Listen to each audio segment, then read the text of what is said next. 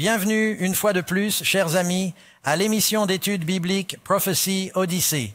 Et nous sommes tellement reconnaissants et encouragés de voir chacun d'entre vous ici dans notre auditoire en direct à New York. Dieu soit loué, vous avez rempli la salle ce jour parce que vous vouliez entendre le sujet dont nous parlons. La marque de la bête et le sceau de Dieu, un sujet très pertinent et très important. Je voudrais également souhaiter la bienvenue à ceux qui nous regardent à la télévision, nos 3 téléspectateurs d'ABN, que nous remercions pour leur fidélité, ainsi qu'à ceux qui nous regardent dans le monde entier sur Hope Channel International, Good News Network, Roku, YouTube, Facebook, Instagram, Twitter, etc. Twitter, TikTok, je ne sais pas. Il y a toutes sortes de personnes qui prennent des extraits sonores de cette émission et les mettent en ligne. Nous avons donc 35 millions de personnes qui ont regardé en ligne. Pouvez-vous dire Amen? C'est passionnant dans tous les programmes. Je tiens à remercier le dévouement de notre public new-yorkais. Nous avons une étude très importante ce soir qui va traiter d'un thème que la Bible couvre et qui va d'un bout à l'autre de la Bible. Je devrais peut-être commencer par vous lire un verset, puis nous passerons à notre fait étonnant et à notre question. Si vous tournez le chapitre 7 de l'Apocalypse, nous entrons dans le vif du sujet. Apocalypse chapitre 7, premier verset. Comme Jésus l'a dit, ces paroles s'accomplissent aujourd'hui à vos oreilles. Après cela, je vis 4 anges, debout aux 4 coins de la terre, au nord, au sud, à l'est, à l'ouest. Tenant les 4 vents de la terre, ce sont des tempêtes de trouble, afin que le vent ne souffle pas sur la terre, parlant de la libération des 7 derniers fléaux, ni sur la mer, ni sur aucun arbre. Puis j'entendis un autre ange qui montait de l'Orient, ayant le sceau du Dieu vivant. Le soleil se lève à l'Orient, c'est la lumière de Dieu qui vient. Et il cria d'une voix forte aux 4 anges à qui il avait été donné de faire du mal à la terre et à la mer, en disant « Ne faites pas de mal à la terre et à la mer, ni aux arbres, jusqu'à ce que nous ayons marqué du sceau les serviteurs de notre Dieu sur leur front. » J'entendis le nombre de ceux qui avaient été marqués du sceau, 144 000 de toutes les tribus d'Israël. Puis on commence à énumérer les différentes tribus de la tribu de Juda, 12 000. Vous remarquerez que la liste d'Apocalypse 7 est différente de toutes les autres listes de tribus de la Bible. Elle exclut Dan et d'Éphraïm, mais elle divise les fils de Joseph et inclut Lévi, de sorte qu'elle conserve le nombre 12. Et lorsque l'on rassemble les noms, de la manière dont ils apparaissent ici, ils racontent essentiellement l'histoire du salut. Judas signifie « Je louerai l'Éternel, car il m'a regardé et qu'il m'a donné de la chance. Pour ma lutte, Dieu me fait oublier. Dieu s'est joint à moi et il m'a acheté une demeure. » Tout le plan de l'Évangile se trouve dans les noms, lorsque vous les mettez ensemble dans leur signification hébraïque. Mais ces 144 000 ont le nom de leur père sur leur front. Beaucoup de gens se demandent ce que signifie la marque de la bête sur le front. Certains se demandent s'il s'agit d'une de ces puces. Vous savez, les gens se font maintenant implanter des puces dans la main. Certains d'entre vous ont des puces installées sur leurs chiens, de sorte que s'ils manquent à l'appel, ils peuvent les retrouver. Certains États l'exigent. Et je pense que dans certains pays suédois, dans certaines entreprises, les gens ne veulent pas porter de carte sur eux. Ils ont juste une petite puce, qui ne semble pas les gêner, insérée dans leurs mains. Ils lèvent simplement la main et se rendent au travail, et les gens disent « Ah, la marque de la bête ». Ce n'est pas la marque de la bête. D'autres ont imaginé que dans les derniers jours, un gouvernement va dire à tout le monde de s'aligner, et ils vont tatouer 6, 6, 6 sur votre front. Combien d'entre vous ont vu des images de ce genre? Oui. Un jour, je sortais d'un marché, et le prix était de 6 et 66 cents. La caissière m'a dit, « Oh, regardez ça, 6, 6, 6. » J'ai dit, « Oui, regardez ça. » J'ai dit, « Vous savez ce que ça veut dire? » Elle a dit, « Non, mais c'est mauvais. » Les gens savent qu'il y a quelque chose d'inquiétant. Et si vous êtes dans un stade, qu'il y a plus de 1000 sièges, et que vous regardez autour de vous, et que vous voyez, est-ce que je vais m'asseoir sur le siège numéro 6, 6, 5, 6, 6, 6, ou 6, 6, 7, vous vous déplacerez d'un siège et vous vous assoirez. Elle a dit, jouez la carte de la sécurité. Je ne m'assiérai pas dans le 6, 6, 6. Je connais quelqu'un qui a reçu sa plaque d'immatriculation. Elle indiquait que les 3 derniers chiffres étaient 6, 6, 6. Et elle l'a renvoyé en disant que ses convictions religieuses ne lui permettaient pas d'avoir cette plaque. Ne voulant pas que j'aie cette plaque d'immatriculation. Quelle est la marque de la bête? Qu'est-ce que le sceau de Dieu? Très bien, entrons dans notre étude d'aujourd'hui qui porte sur la marque de Satan ou le sceau de Dieu. La Bible est très claire sur ce que c'est et ce que ce n'est pas. Tout d'abord, un fait étonnant. La technologie de reconnaissance faciale est une épée à double tranchant. Et nulle part ailleurs, elle n'est plus omniprésente qu'en Chine, où l'on peut retirer de l'argent, faire ses courses, s'enregistrer à l'aéroport en utilisant uniquement son visage. L'inconvénient est que, où que vous soyez en Chine, vous êtes probablement surveillé. Le pays compte plus de 700 millions de caméras de surveillance. Cela représente un objectif pour 2 citoyens. La Chine affirme qu'il s'agit d'une mesure destinée à assurer le bonheur et la sécurité de la population. Mais beaucoup n'apprécient pas que leur mouvement, leurs finances, et maintenant avec la technologie de reconnaissance faciale, ils peuvent de mesurer vos émotions, ce que vous ressentez.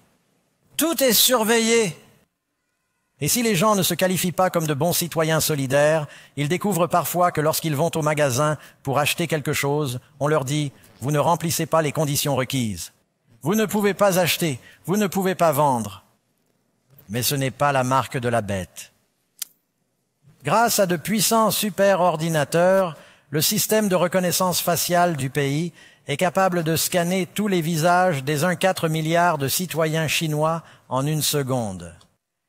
Et aujourd'hui, les ordinateurs sont encore plus rapides. Un nombre sans cesse croissant d'entreprises américaines utilisent désormais la technologie de la reconnaissance faciale dans tous les domaines, de la sécurité dans les aéroports, aux applications téléphoniques, en passant par les caisses de supermarchés. Cette semaine, Karen a mis à jour son téléphone. Je lui ai dit qu'elle devait le faire.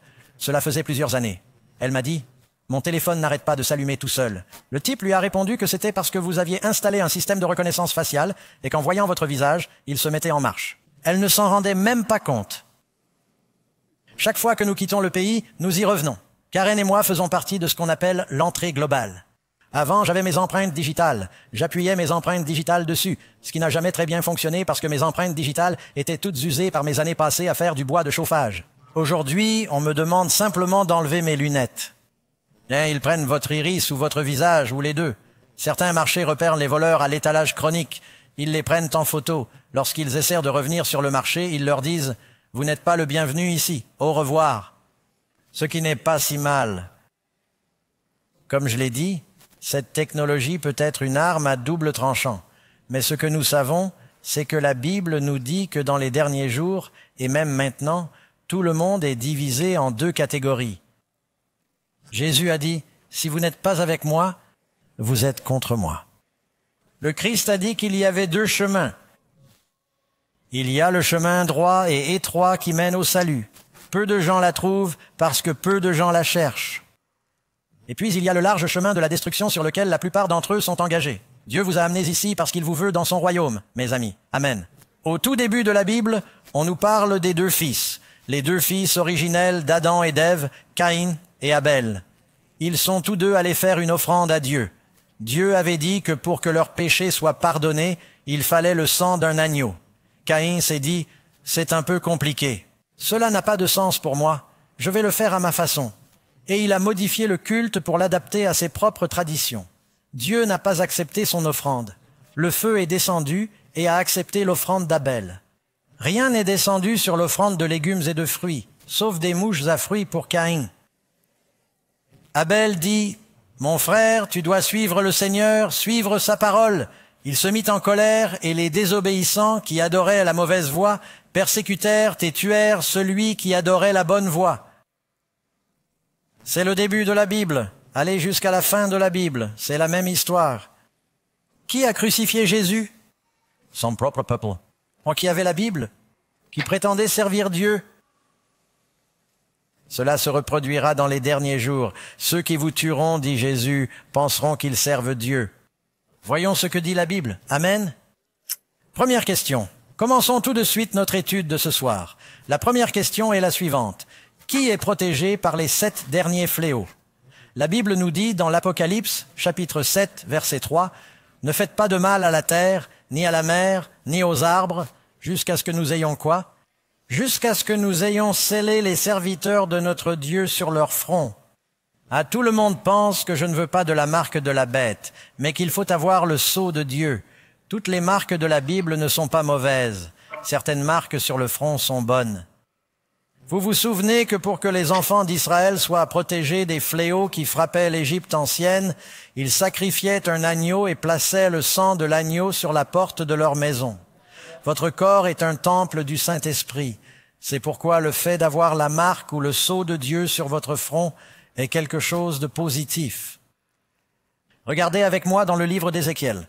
Si vous avez vos Bibles, ce n'est pas votre leçon, alors vous devez regarder. Au chapitre 9 d'Ézéchiel, il y a quelque chose qui nous éclaire.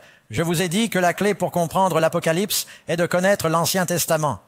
Écoutez ce qui est dit ici. Il s'agit d'une vision que le prophète a. Et je commencerai par le verset 3,5. Il appela l'homme vêtu de lin qui tenait à son côté la corne d'encre de l'écrivain. Le Seigneur lui dit, « Passe au milieu de la ville, au milieu de Jérusalem, et fais une marque sur le front des hommes qui soupirent et qui pleurent à cause des abominations. Ils sont tristes, ils s'affligent, ils prient pour les péchés. » Qui s'y commettent, qui se passent en Israël? À tous les autres anges. Il m'a dit, poursuivez-le dans la ville et tuez-le. Que vos yeux ne s'épargnent pas et que vous n'ayez pas de pitié.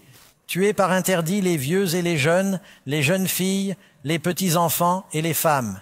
Mais n'approchez pas de celui qui porte la marque. Et commencez par mon sanctuaire. Rappelez-vous ce que nous avons dit. Le jugement doit commencer par la maison de Dieu. La Bible est donc assez claire. Il y a un jugement qui a lieu. Vous êtes protégés par le sceau de Dieu. Ces choses sont-elles spirituelles ou littérales? Tout d'abord, qu'est-ce que le sceau de Dieu? Nous n'avons pas à le deviner. C'est le Saint-Esprit. Combien sont d'accord pour dire que tous ceux qui sont sauvés ont le Saint-Esprit? Combien sont d'accord pour dire que tous ceux qui ont la marque de la bête ont l'esprit du diable? Je veux dire que vous le saviez déjà, mais regardons les versets.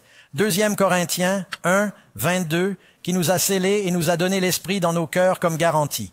Lorsque vous serez lavés de vos péchés, vous sentirez le Saint-Esprit entrer dans votre vie et il vous guidera, vous convaincra, vous réconfortera. Vous savez que Dieu est avec vous, qu'il vous parle. Encore une fois, regardez Éphésiens 1, 13.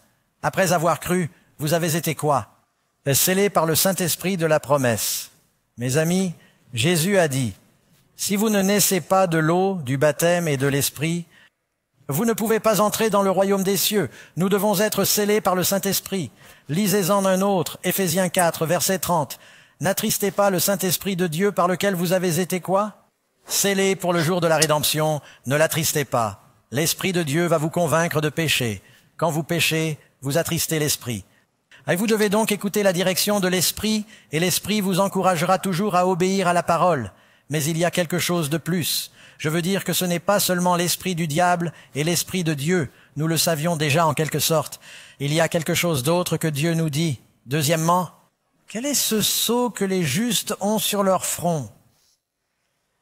On peut lire dans Ésaïe qu'il s'agit d'un sceau. Ésaïe, 16 ans, lier le témoignage, faire quoi? Sceller le... Quoi? Je pensais que la loi était une mauvaise chose. Non, la loi est une bonne chose. La nouvelle alliance, c'est la loi de Dieu écrite dans ton cœur. La Bible dit que la loi est juste, sainte et bonne. La Bible dit que les commandements sont plus doux que le miel. Ne pensez pas que la loi est votre ennemi. La loi sauve. Allez vivre dans un pays sans loi. Vous verrez à quel point vous appréciez la loi. Va voir ce qui se passe dans une ville où tous les feux de signalisation cessent de fonctionner. Les choses deviennent anarchiques. C'est le chaos. Louez Dieu pour sa loi, et vous avez besoin de sa loi dans votre vie.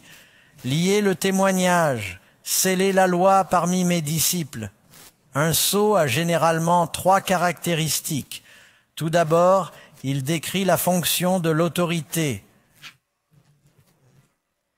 Il va donner le nom et le territoire.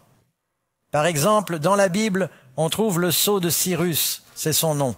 Roi, c'est sa fonction. La Perse, c'est son territoire. Et le roi Philippe, en Angleterre, disons Philippe, roi d'Angleterre. On peut trouver des sceaux. Quand Darius a mis un sceau sur le tombeau de Daniel, rappelez-vous, il a mis le tombeau là et l'a scellé avec un sceau gouvernemental. Il y avait écrit Darius, vous pouvez le dire dans les deux sens, Darius, Darius. Darius Roy, Meadow Pearce. Quand Jésus a été mis au tombeau, Pilate a scellé la porte. Tu sais ce qui est écrit? Ponce Pilate, son nom. Gouverneur, sa fonction, Judée. Vous avez compris? Tu vas trouver 3 caractéristiques dans le sceau typique. D'accord. Il est dit au verset 9 de l'Exode, à propos de la loi de Dieu, ce sera pour toi un signe sur ta main. Et ce sera un souvenir entre tes yeux, afin que la loi de l'Éternel soit dans ta bouche. Que la loi du Seigneur soit dans ta bouche. Où cela? Dans ta main et sur ton front. Je vais le répéter encore et encore pour que les gens le comprennent. Mes amis, ce n'est pas un tatouage. Il y a des gens qui ont des Bibles paraphrasées. Les Bibles paraphrasées sont dangereuses parce que quelqu'un essaie de simplifier l'anglais et de s'éloigner de l'original, ce qui est très imprudent. Et certaines personnes ont une Bible paraphrasée et quand il est dit 6, 6, 6, il est dit et il fait en sorte que tout le monde reçoive un tatouage dans la main droite ou sur le front. Ce n'est pas ce que dit l'original. Il faut donc faire attention. Quand il est dit dans la main, cela signifie ici, dans votre esprit, dans votre cœur. Encore une fois, regardez dans Deutéronome 11, verset 18. C'est pourquoi tu garderas ces paroles que je t'ai dites. Où? Dans ton cœur. Permettez-moi de m'arrêter. Quand Dieu dit qu'il veut que sa parole soit dans notre cœur, veut-il que vous fassiez une incision dans votre poitrine et que vous y colliez des passages de la Bible? Ou s'agit-il d'une métaphore? C'est un symbole, n'est-ce pas? Ces paroles seront dans ton cœur, dans ton âme. Lis-les comme un signe sur ta main. Elles seront placées entre tes yeux, ce qui signifie en hébreu le front. C'est là que la pierre a frappé Goliath. À propos, certains d'entre vous connaissent l'histoire de Jézabel. Jézabel était-elle bonne ou mauvaise? La méchante reine persécutait les prophètes de Dieu. Vous savez comment elle est morte? Elle a été jetée par la fenêtre et dévorée par les chiens. Et quand Jéhu a dit « Va l'enterrer », ils sont revenus et ont dit « Il n'y a plus que son crâne et ses mains. » Que son crâne et ses mains. Le front, la main, mais c'est la mauvaise marque. Encore une fois, le front est ce qu'il y a entre nos yeux. Il symbolise nos pensées. La main est le symbole de nos actions. Permettez-moi de vous donner un autre verset. Il est tiré de l'un des versets les plus célèbres pour les chrétiens et les juifs, le chapitre 6 du Deutéronome dans votre Bible. Je vous invite à le consulter. Le chapitre 6 du Deutéronome, c'est ce qu'on appelle le grand schéma. Je pense que ce verset est parfaitement clair. Je vous ai déjà donné 2 exemples. D'ailleurs, le chapitre 5 du Deutéronome, 10 fois plus long que le chapitre 6, est très clair. Chapitre 5 du Deutéronome, les 10 commandements sont répétés. Il s'agit d'un seul sermon. Il n'y avait ni chapitre ni verset. Après avoir donné les 10 commandements dans le chapitre 5 du Deutéronome, écoutez ce qu'il dit. Verset 6, Deutéronome, chapitre 6, 6. Ces paroles que je vous prescris aujourd'hui seront dans vos cœurs. Moïse dit, je te commande d'aimer le Seigneur et de lui obéir. On ne peut pas lui obéir si on ne l'aime pas. Jésus a dit, si vous m'aimez, gardez mes commandements. Ces paroles que je vous commande aujourd'hui seront dans votre cœur.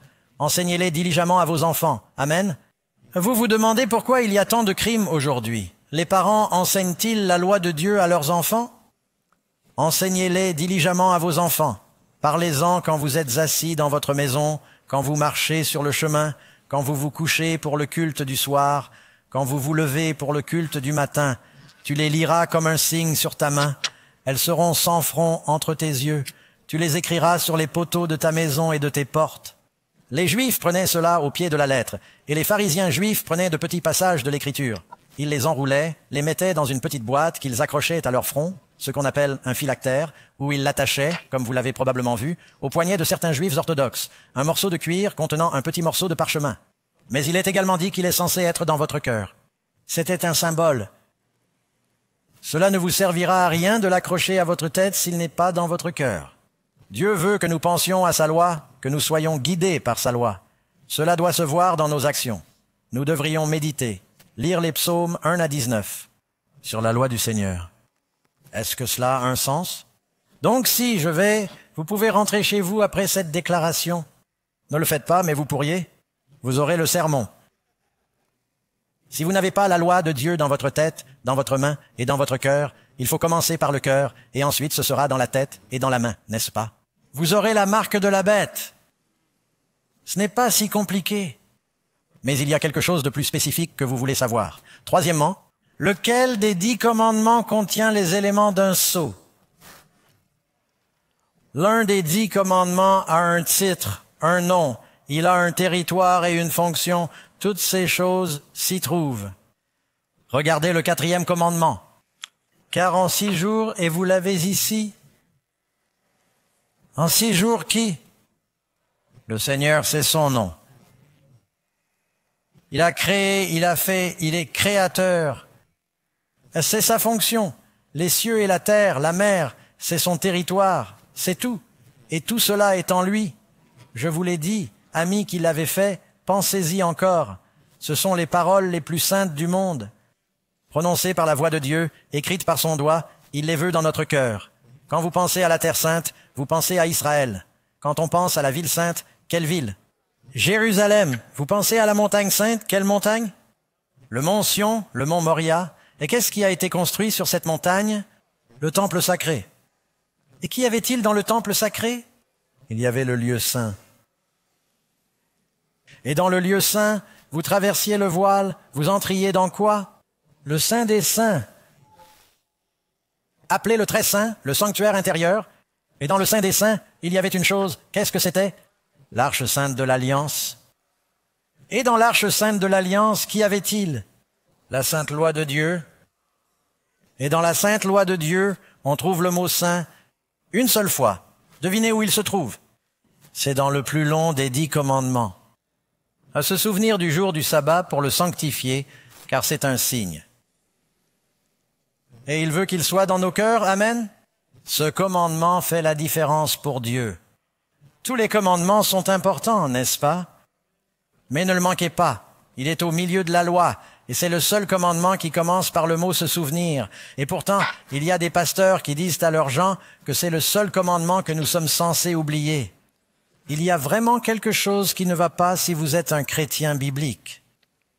Un sceau contient le nom, le Seigneur, la fonction, le Créateur, il a fait, le territoire, les cieux, la terre, la mer et tout ce qu'ils contiennent.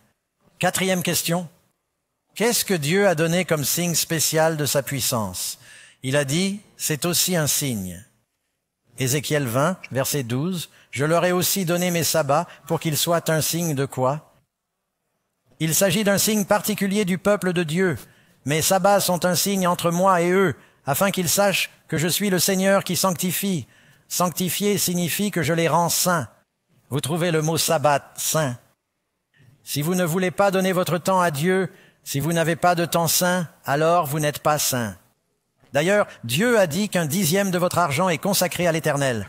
Si tu ne donnes jamais à Dieu une partie de ton argent, tu n'es pas saint non plus. Un jour, lors du jugement, vous rendrez compte de la façon dont vous utilisez votre temps et votre argent, et de la façon dont vous dépensez votre argent. Nous avons tous une influence sur notre temps et nos moyens. Dieu nous permet d'en utiliser 100%. Il dit, si vous me croyez, qu'un 10e de vos moyens, vous devriez le rendre. Il nous donne 100% de notre temps. Il dit, si vous me croyez, chaque 7e jour est un temps béni avec moi. Amen. C'est un signe. Encore une fois, Ézéchiel 20, sanctifiez mes sabbats, et ce sera un signe. Et vous saurez que je suis l'Éternel, votre Dieu. C'est le signe qu'il est notre Créateur. Encore une fois, vous pouvez lire Exode 21, verset 13, vous observerez mes sabbats, car ce sera un signe entre moi et vous. Signe entre moi et vous. D'ailleurs, vous remarquerez 3 fois ce signe. Signe, signe. Les mots signe et symbole en hébreu disent la même chose. Et c'est un symbole? C'est un signe. C'est un sceau. C'est une marque, la bonne marque. Le nom de votre père, le nom de leur père. D'ailleurs, les 144 000, pas seulement Apocalypse 7, Apocalypse 14, avant que les messages des 3 anges ne partent, dit que j'ai vu 144 000 personnes ayant le nom de leur père écrit sur leur front. Il ne s'agit pas du sceau, mais du nom du Père dans ce commandement. Dans ce commandement, il est dit, je suis Jéhovah. Je suis le créateur de toutes choses. Les sabbats sont un signe entre moi et vous, de génération en génération, afin que vous sachiez que je suis le Seigneur qui vous sanctifie. C'est un signe. Combien ont besoin d'être sanctifiés? Moi, j'en ai besoin. Il nous aide à nous rappeler qu'il nous a créés, car l'Éternel a fait en 6 jours et il a gardé le 7e jour. C'est un rappel de sa capacité créatrice. Il peut nous recréer. Amen. Nous avons besoin d'un nouveau cœur. Je suis désolé, j'ai brûlé les étapes. 5e, qu'est-ce que la 2e bête d'Apocalypse 13 oblige tout le monde à recevoir? Réponse. Elle fait recevoir à tous, petits et grands, riches et pauvres, libres et marqués, une quoi? Une marque sur leur main droite ou sur le front. Remarquez qu'il n'est pas dit la main droite et le front. Ce peut être l'un ou l'autre. Si c'est sur la main, cela signifie qu'ils vont faire les œuvres de la bête. Ils ne le croient peut-être pas, mais ils ne veulent pas en subir les conséquences. Si c'est dans le front, ils peuvent y croire sincèrement. Il faut donc se rendre à l'évidence. Dans les derniers jours, certains vont coopérer avec la bête parce qu'ils se rendent compte qu'ils doivent acheter ou vendre. Il n'y a pas d'autre moyen. Ils ne le croient pas, mais ils font les œuvres de la bête. Ils font ce que la bête veut. D'autres y croient vraiment. Ils y ont adhéré. Ils ont bu le Kool-Aid, pourrait-on dire. Numéro 6. Quelle est la marque de la bête? Vous savez, nous avons identifié et qu'il y avait 2 choses que l'on trouve dans Apocalypse 12 et 13. Premièrement, il y a la Rome païenne. L'une des personnes dans la rue avait raison. La Rome païenne, les 6 premières lettres romaines font 666, 1 VX jusqu'à C, le siècle, cela fait 666. Mais lorsque vous arrivez à la Rome papale, le titre du pape est du pape Vicarius Filii Dei fait 666. Lorsqu'on les additionne, nous vous avons montré cela un autre soir. Si vous l'avez manqué, allez à cette étude. Vous la trouverez. Nous savons donc qui est la bête. Elle a commencé avec la Rome païenne, s'est transformée en Rome papale, est devenue une puissance persécutrice. Et il y a une autre bête dans Apocalypse 13 qui est les États-Unis. Dans les derniers jours, il y aura une consolidation, une confédération de catholiques, de chrétiens orthodoxes, de protestants, d'évangéliques, de charismatiques, et par peur, ils vont s'unir et faire des lois religieuses qui seront en conflit avec la loi de Dieu. Je me demande quelle loi ils vont choisir. Ils n'ont de repos ni jour ni nuit, ceux qui, adorant la bête et son image, et quiconque reçoit la marque de son nom. Nous remarquons donc une chose. Le peuple de Dieu a du repos. Ceux qui adorent la bête n'ont pas de repos. Le sabbat est un jour de repos. Shabbat signifie cesser, se reposer, et il est associé à ce chiffre infâme. L'homme a été créé le 6e jour. C'est comme le culte de l'homme. 6, 6, 6. La première fois que vous trouvez 7 3 fois dans la Bible, c'est dans le commandement du sabbat. Et le 7e jour, Dieu s'est reposé de toute son œuvre qu'il avait créée et faite, et le 7e jour, Dieu l'a béni. Dieu l'a sanctifié, le 7e, 7, 7, là, Genèse chapitre 2, vous pouvez le lire. Maintenant, c'est une citation d'un catéchisme catholique. Ce ne sont pas nos mots, ce sont leurs mots. Question. Quel est le jour du sabbat? Réponse. Le samedi est le jour du sabbat. La prochaine question évidente est la suivante. Pourquoi observe-t-on le dimanche au lieu du samedi? Si vous voulez être un bon catholique, vous pouvez faire du catéchisme. Certains d'entre vous l'ont déjà fait. Vous savez ce que je veux dire. Réponse. Nous célébrons le dimanche au lieu du samedi parce que l'Église catholique a transféré la solennité. Attendez, qui l'a fait? Jésus. Dieu le Père. Les apôtres? L'Église catholique a transféré la solennité du samedi au dimanche. Autre point. A question. Avez-vous un autre moyen de prouver que l'Église catholique a le pouvoir d'instituer des fêtes ou des préceptes? Ils disent, vous savez, nous avons le pouvoir d'instituer, de créer des fêtes et des préceptes. Quelles preuves en ont-ils? Ils répondent que si elles n'avaient pas eu ce pouvoir, elles n'auraient pas pu faire cela, ce en quoi tous les religieux modernes sont d'accord avec elles. Ce n'est pas vrai, nous ne sommes pas tous d'accord. Mais la plupart des autres chrétiens sont d'accord. Elle n'aurait pas pu substituer l'observation du dimanche, 1er jour de la semaine, à l'observation du samedi, 7e jour de la semaine, pour attraper ce jour pour lequel il n'y a aucune autorité scripturale. C'est ce qui ressort de leurs enseignements officiels, de la manière dont ils catéchisent et enseignent à tous les catholiques fidèles. Ils disent qu'il n'y a aucune raison scripturale, aucune raison biblique, c'est l'autorité de l'Église qui est au-dessus de l'autorité de la Bible. La réforme protestante s'est construite sur la base de ce que Martin Luther a dit. Sola Scriptura. Nous devons nous appuyer sur la parole de Dieu et non sur ce que dit l'Église, car l'Église est composée de personnes qui changent au gré de leurs émotions d'une génération à l'autre, elles sont inconstantes. Ils suivent les traditions des hommes, nous devons suivre la parole immuable de Dieu. Le Christ a dit, c'est le sage qui construit sur le roc, ces paroles que j'ai prononcées, c'est le sage. L'insensé construit sur le sable, les sables mouvants des présupposés et des opinions de l'homme. Catherine's Catholic Church, mai 21, 1995. La chose la plus audacieuse, le changement le plus révolutionnaire que l'Église ait jamais fait, s'est produit au 1er siècle, en fait plutôt au 3e siècle. Le jour sacré du sabbat, le sabbat, est passé du samedi au dimanche, non pas en raison d'une quelconque indication figurant dans les Écritures, mais en raison du sentiment qu'avait l'Église de la nécessité d'un changement, mais par le sentiment de puissance de l'Église. Les personnes qui pensent que les Écritures devraient être la seule autorité devraient logiquement devenir des adventistes du 7e jour et conserver le samedi comme jour de sabbat. Amen, merci beaucoup. Je ne cherche pas toujours à obtenir l'aval de l'Église catholique, mais je prends ce que je peux obtenir. Ils ont raison, ils disent, écoutez, si vous voulez vraiment suivre la Bible, vous devriez être adventiste du 7e jour. Amen, je le crois. Et il n'y a pas que, je n'ai pas le temps de tout vous lire, prenez-en note mentalement. Sabbastrus.com, c'est l'un des sites web les plus populaires sur le sabbat et nous approuvons totalement ce que vous allez y trouver. Il contient de nombreuses informations historiques très précises. Écoutez les commentaires des théologiens d'autres confessions sur ce sujet. Billy Graham. C'est pourquoi l'un des 10 commandements dit que tu dois travailler 6 jours et faire tout ton travail, mais que le 7e jour est le sabbat du Seigneur ton Dieu, Exode 29 et X. Le mot sabbat vient d'un vieux mot hébreu qui signifie cesser ou arrêter de faire quelque chose. C'est pourquoi nous observons mieux le sabbat lorsqu'il est utilisé à la fois pour le repos et le culte. Nos corps ont besoin de repos et c'est pourquoi l'Ancien Testament a décrété que 6 jours de travail, le 7e jour, tu te reposeras. Mais nos âmes ont également besoin d'être renouvelées et c'est pourquoi le sabbat doit être un moment de culte et d'instruction dans l'œuvre de Dieu. Jésus assistait régulièrement au culte le jour du sabbat. Il ne le faisait qu'un seul jour de la semaine. Billy Graham n'a pas dit de ne pas respecter le jour du sabbat. Il croyait aux 10 commandements. Et ceci est écrit par un théologien méthodiste. Je crains que nous ne risquions d'oublier le commandement aujourd'hui. Mais lorsque nous le faisons, nous en payons le prix physiquement et spirituellement. En effet, Dieu nous aime. Il veut nous bénir en nous donnant du repos et en restaurant nos âmes. Que cela soit vrai chaque semaine pour vous et chaque jour lorsque nous connaissons le Christ. Voici une citation de Dwight Moody, le célèbre évangéliste.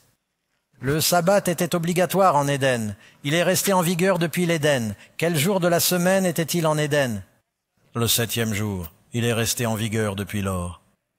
Le 4e commandement commence par le mot « souviens-toi », ce qui montre que le sabbat existait déjà lorsque Dieu a écrit la loi sur les tables de pierre au mont Sinaï. Comment les hommes peuvent-ils prétendre que ce seul commandement a été supprimé alors qu'ils admettent que les 9 autres sont toujours obligatoires? Il s'agit de William Owen Carver, théologien méthodiste, dans son livre « The Lord's Day, Our Day », le jour du Seigneur, notre jour. Il n'y a jamais eu de changement formel ou autoritaire entre le sabbat juif du 7e jour et l'observation chrétienne du 1er jour. Edward T. Hiscox, auteur de The Baptist Manual. Il y avait et il y a toujours un commandement de sanctifier le jour du sabbat, mais ce jour du sabbat n'était pas le dimanche. On dira cependant, et avec un certain triomphe, que le sabbat a été transféré du 7e au 1er jour de la semaine avec tous ses devoirs, privilèges et sanctions. Souhaitant ardemment obtenir des informations sur ce sujet que j'étudie depuis de nombreuses années, je demande où l'on peut trouver la trace d'une telle transaction. Pas dans le Nouveau Testament, absolument pas. Il n'existe aucune preuve scripturale du changement de l'institution du sabbat du 7e au 1er jour de la semaine. John Wesley a cette écriture des ordonnances, notre Seigneur, et il est, bien sûr, le fondateur de l'Église méthodiste. Cette écriture des ordonnances, notre Seigneur l'a effacée, écartée et clouée sur la croix. Colossiens 2, 14. Mais il n'a pas supprimé la loi morale contenue dans les 10 commandements et mise en application par les prophètes, car la loi morale repose sur un fondement entièrement différent de la loi cérémonielle ou rituelle. Chaque partie de cette loi doit rester en vigueur pour toute l'humanité à toutes les époques. E. Owen Havens, méthodiste, a écrit Pillars of the Truth, page 88. Le sabbat a été créé pour l'homme, pas pour les Hébreux, mais pour tous les hommes. Voici Clovis J. Campbell, 10 Rules for Living, et ce ne sont pas des membres de mon Église, mais des théologiens respectés. La raison pour laquelle nous observons le premier jour plutôt que le 7e ne repose sur aucun commandement positif. On cherchera en vain dans les Écritures ce qui justifie le passage du 7e au premier jour. Les premiers chrétiens ont commencé à célébrer le culte le premier jour de la semaine parce que Jésus est ressuscité des morts ce jour-là. Peu à peu, ce jour de culte est devenu un jour de repos, une fête légale qui a eu lieu en l'an 31, et ce par un ordre de Constantin, un empereur romain, et non par Jésus, les Écritures ou les apôtres.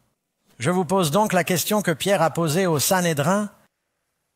Devons-nous obéir à Dieu ou à l'homme? Nous devons obéir à Dieu et non aux hommes. Pouvez-vous dire Amen? Septièmement, la marque de la bête ou le sceau de Dieu sont-ils des marques visibles? Je veux que ce soit très clair. Le Seigneur des cœurs dit, « Je mettrai ma loi dans leur cœur et dans leur esprit, je l'écrirai. » Ce n'est pas un tatouage, ce n'est pas une puce informatique. Les gens ont pensé que c'était la super carte et les cartes de crédit et toutes sortes de théories ont circulé pendant des années. La Bible dit, « Tout ce que ta main trouve à faire, fais-le de toutes tes forces. » Si je vous dis, quelqu'un peut-il venir ici et me donner un coup de main? Allez-vous venir ici, vous couper la main et me la lancer? Ou savez-vous qu'il s'agit d'une figure de style? Nous appelons cela le travail manuel, mano en espagnol. C'est une main. Cela signifie aider. Cela signifie action. C'est ce que signifie la main. Ils vont faire les œuvres de la bête dans l'esprit. Remarquez que le sceau de Dieu n'est pas dans la main, il n'est que dans l'esprit. La marque de la bête peut être dans l'esprit ou dans la main. Pourquoi cela? Parce que nous ne sommes pas sauvés en tant que chrétiens par nos œuvres. Nous sommes sauvés par la foi. Les œuvres vont commencer ici, dans le cœur. Ensuite, il y aura les œuvres. Nous ne sommes pas sauvés par les œuvres. Il est dit, « Ce sera pour toi un signe sur ta main et un souvenir entre tes yeux, afin que la loi de l'Éternel soit dans ta bouche. » Je répète ce verset. Remarquez dans Ésaïe 59 comment il associe les deux. Leurs œuvres sont des œuvres d'iniquité et l'acte de violence est dans leurs mains. Comparaison entre les mains et les œuvres. Laissons la Bible interpréter la Bible. Leurs pensées sont des pensées d'iniquité. La ruine et la destruction sont dans leurs sentiers, dans leurs mains et dans leurs têtes. Il s'agit de dans tes actions et dans tes pensées. Entre tes yeux et sur ta main sont des symboles constants dans toute la Bible qui s'appliquent à vos actions et à vos croyances. Ne pensez pas que la marque de la bête du sceau de Dieu sera un tatouage ou une puce électronique ou quelque chose de ce genre. Amen. Comment Jésus détermine-t-il si nous sommes ses serviteurs? Réponse. Jésus a dit quoi? Si vous m'aimez. Regardez, mes commandements. Je me souviens avoir vu il y a quelques années un autocollant qui disait « Si vous aimez Jésus, klaxonnez ». Quelqu'un a déjà vu un tel autocollant? Si vous aimez Jésus, klaxonnez. J'aimerais que ce soit tout ce qu'il y a à faire, n'est-ce pas? Il suffit de klaxonner. J'aime Jésus. Et puis j'ai vu un autocollant que quelqu'un a sorti. Il disait, si vous aimez Jésus, payez la dîme. Tout le monde peut klaxonner. J'ai trouvé ça intelligent. Numéro 9. Est-ce que quelqu'un a la marque de la bête maintenant? Ou ai-je sauté une des réponses? Oh, c'est en quelque sorte ce que j'ai oublié dans les diapositives. Qu'est-ce que cela dit? Dans l'Épître aux Romains, il est dit, « Ne savez-vous pas qu'en vous présentant comme les serviteurs de quelqu'un pour lui obéir, vous êtes les esclaves de celui à qui vous obéissez ?» C'est ce qu'ils vont mettre dans la version éditée. Pour une raison ou une autre, cela a disparu de mes diapositives. Je m'en excuse. Donc, celui à qui vous obéissez est le serviteur de qui vous êtes. Si vous obéissez aux lois de la bête, qui servez-vous? La bête. Si vous obéissez aux lois de Dieu, vous obéissez à Dieu. Jean dit, si nous disons que nous l'aimons et que nous ne gardons pas ses commandements, c'est le premier Jean. nous sommes des menteurs et la vérité n'est pas en nous. C'est assez clair. Neuvièmement, comment Jésus détermine-t-il si nous sommes ses serviteurs? Il a dit, si vous m'aimez, pas de klaxon, gardez mes commandements. Amen. Est-ce que quelqu'un a l'écorce de la bête maintenant? Non. Mais n'y a-t-il pas beaucoup de gens qui vont à l'église le dimanche? Oui, cela ne veut pas dire qu'ils ont la marque de la bête. Certaines personnes m'ont dit qu'elles avaient la marque de la bête parce qu'elles allaient à l'église le dimanche. J'ai répondu que non, que vous suiviez peut-être une loi de la bête, mais que la marque de la bête apparaît lorsqu'il devient impossible d'acheter ou de vendre quelque chose. Vous pouvez vivre dans la désobéissance, mais la marque de la bête est différente. À propos, l'impossibilité d'acheter ou de vendre. Combien d'entre vous effectuent leurs transactions financières à l'aide d'un ordinateur ou d'une carte de crédit? Allez, avouez-le. Les autres sont probablement des trafiquants de drogue. Vous utilisez toujours de l'argent liquide. Oui, nous utilisons tous de la monnaie numérique, n'est-ce pas? Êtes-vous déjà allé à la banque où votre carte a-t-elle été refusée? Ça m'est arrivé. On avait de l'argent à la banque, mais la puce de ma carte s'est usée ou quelque chose comme ça. Je pense que Karen l'a trop utilisée et qu'elle s'est usée. Et il y avait écrit « refus ». Ils n'arrêtèrent pas de la passer « refus, refus ». J'ai dû faire des recherches, trouver une autre carte et l'utiliser. Est-il facile de contrôler l'achat et la vente de personnes aujourd'hui? Partout dans le monde. N'oubliez pas que dans l'Apocalypse, lorsqu'il est question de ne pas acheter et de ne pas vendre, il ne s'agit pas seulement des gens qui vont au supermarché. Il s'agit aussi des nations qui achètent et vendent. Avez-vous entendu parler de ce qu'on appelle les sanctions économiques? Avons-nous des Nations Unies aujourd'hui? Et avons-nous des pouvoirs et des gouvernements qui disent à d'autres gouvernements que nous ne ferons pas d'affaires avec eux? Vous ne pouvez pas acheter ou vendre sur le marché international si vous ne coopérez pas. C'est déjà ce qui se passe. Dixièmement, quelles sont les deux choses que le pouvoir de l'Antéchrist tentera de changer? Il tentera de changer quoi? Les temps et les lois. Ainsi, lorsque nous pensons à cette puissance de la bête du dernier jour, deux choses ressortent. Il s'agit d'un temps et d'une loi. Maintenant, quand vous regardez les 10 commandements, lequel des 10 commandements est à la fois une loi et un temps? Celui que le diable dit au monde chrétien d'oublier. Et si vous devez le faire, ne le faites pas le bonjour. Ne le faites pas comme Dieu l'a dit. Vous avez remarqué que dans les enseignements officiels de l'Église catholique, il est dit « Le pape a le pouvoir de changer les temps, d'abroger les lois et de renoncer à tout, même aux préceptes ou aux enseignements de Jésus. » Je pense qu'il est blasphématoire de penser qu'un homme puisse rejeter les enseignements de Jésus. Je vous ai montré l'autre jour cette photo que nous avons prise des 10 commandements devant une église catholique. J'aimerais que plus d'églises affichent les 10 commandements, mais qu'elles le fassent correctement. Et le commandement sur l'idolâtrie est totalement absent. Et pour maintenir le chiffre 10, ils ont divisé le 10e commandement sur la convoitise en 2. Mais les temps et les lois changent. 11e, qu'est-ce que Dieu reprochait à ses anciens pasteurs et prêtres? Les choses n'ont pas changé. Qu'est-ce qu'il dit spécifiquement? Mais vous vous êtes écartés de la voie. Vous avez fait trébucher beaucoup de gens sur quoi? Sur la loi. Vous n'avez pas gardé mes voies, mais vous avez fait preuve de la partialité dans la loi. Le diable a-t-il besoin de nous faire enfreindre toutes les lois? Vous savez, Jacques dit que celui qui en enfreint une est coupable de toutes. Vous ne pouvez pas aller au tribunal et dire au juge « Je sais que j'ai tué ma femme, mais je ne conduis pas au-dessus de la limite de vitesse. Et je veux que vous sachiez que je paie toutes mes factures et que j'ai juste enfreint ce petit commandement. » Est-ce qu'il va dire « Oh, eh bien, ça ne veut pas dire que vous êtes d'accord maintenant? Non, et vous êtes coupable. » Et avec la loi de Dieu, et on n'a pas droit à 10% de réduction. Même dans l'Ancien Testament, il est dit qu'il faisait preuve de partialité dans la loi. Je garde les parties qui me conviennent, mais pas celles qui sont gênantes. Encore une fois, Osée 4, verset 6, « Mon peuple est détruit par manque de connaissance. » Cela ne semble pas juste de détruire quelqu'un parce qu'il ne sait pas. Continuez à lire. Parce que vous avez rejeté la connaissance. Ce n'est pas qu'ils ne savent pas. Ils l'ont rejeté. Ils décident qu'ils ne veulent pas savoir. J'ai vu des gens venir à un séminaire comme celui-ci et dire « Pasteur Doug, je regrette de ne pas être venu. » J'ai répondu « Pourquoi? Ils ont dit, maintenant j'en sais trop. Et je ne veux pas suivre Dieu. J'ai dit, eh bien, je prie pour que vous soyez malheureux jusqu'à ce que vous vous rendiez. Je ne veux pas que vous soyez heureux sur le chemin de la destruction. Et tu as rejeté la connaissance. Aussi, je te rejetterai de la prêtrise parce que tu as oublié la loi de ton Dieu. J'oublierai vos enfants. Combien d'entre vous veulent que Dieu bénisse leurs enfants?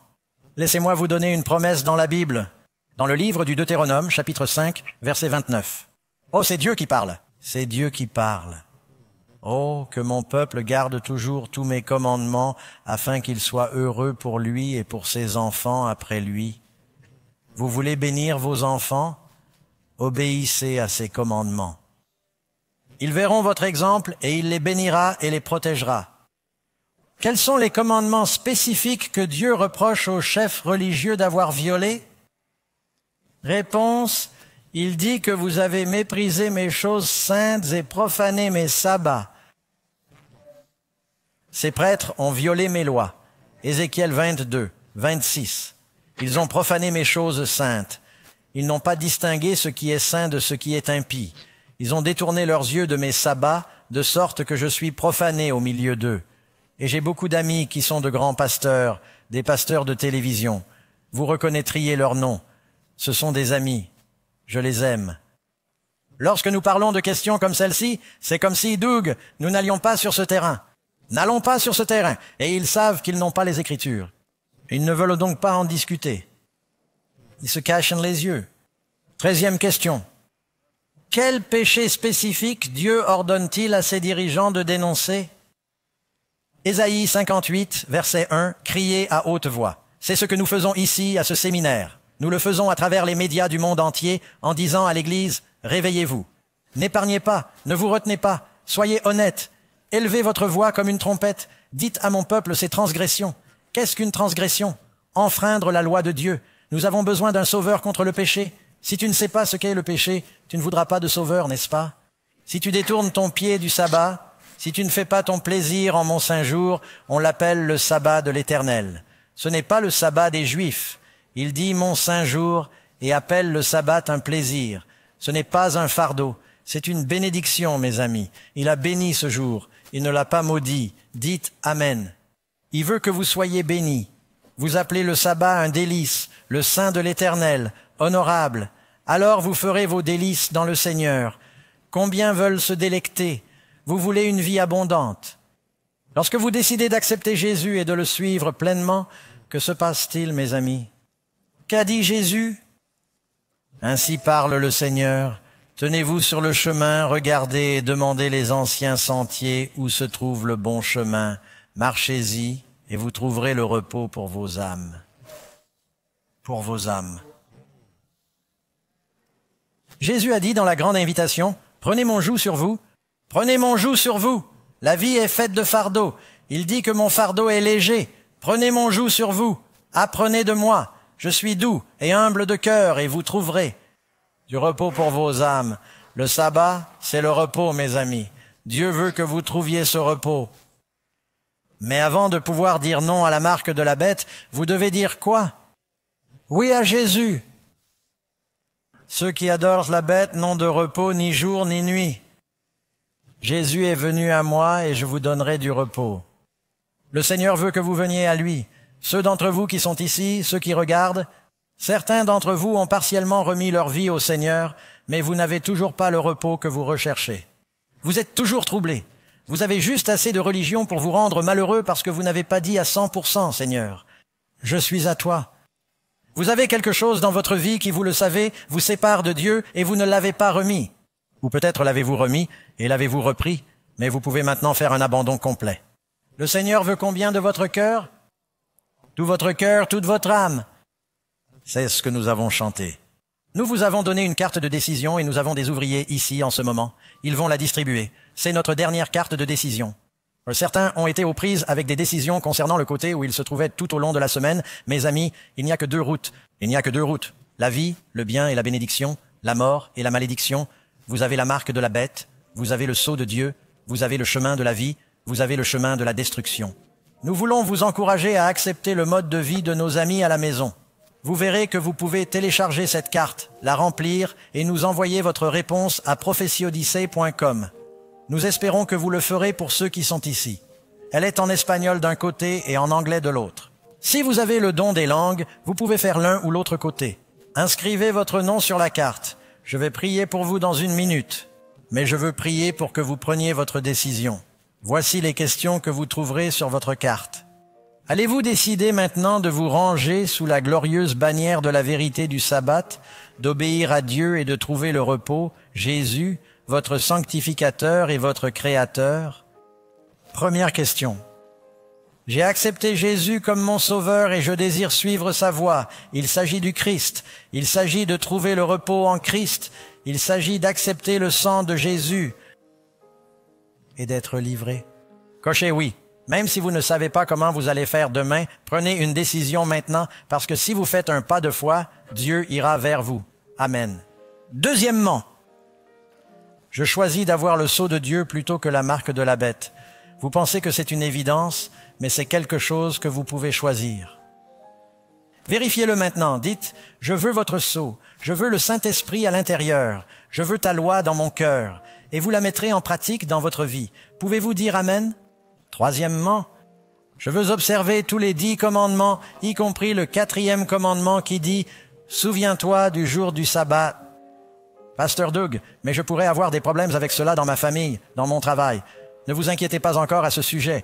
Dieu fera des miracles et vous aidera à y voir clair. Mais décidez maintenant de faire la volonté de Dieu et regardez ce que Dieu fait pour vous. Amen. Dites « Seigneur, c'est la bonne chose à faire. Je ne sais pas comment je vais m'y prendre, mais je suis ton serviteur. Tu vas devoir déplacer les montagnes. Déplacera-t-il les montagnes? Vous décidez de suivre Dieu et il veut vous sauver. Il vous aidera. Dernière question. Dites simplement, Seigneur, j'ai des questions. Je voudrais des études plus approfondies. Peut-être que quelqu'un peut étudier avec moi ou me rendre visite et m'aider. Personne ne vous harcèlera, mais remplissez vos informations. Et après cela, nous voulons que vous remettiez vos cartes au milieu. Pouvez-vous dire Amen? Dieu soit loué. Au fait, je tiens à remercier Jackie et John. John était avec nous il y a 25 ans et nous sommes amis depuis 40 ans. Le pasteur Ross et moi avons travaillé ensemble pendant 20 ans. Je tiens à les remercier, ainsi que toute notre équipe de journalistes, pour leur soutien. Pouvez-vous dire Amen? Tous ceux qui ont travaillé ensemble, n'oubliez pas de remercier les responsables des enfants à Outback. Nos amis qui nous regardent encore à la télévision. Vous vous dites peut-être que vous aimeriez en savoir plus ou que vous avez manqué certaines études. Allez sur le site web, il s'agit de prophecyodyssey.com. Et si vous appréciez des programmes comme celui-ci, vous pouvez faire un don pour soutenir 3ABN qui diffuse ce programme sur leur site web amazingfacts.org. Un don à la conférence du Grand New York serait très apprécié, je sais, pour que nous puissions continuer à diffuser des programmes comme celui-ci. Amen.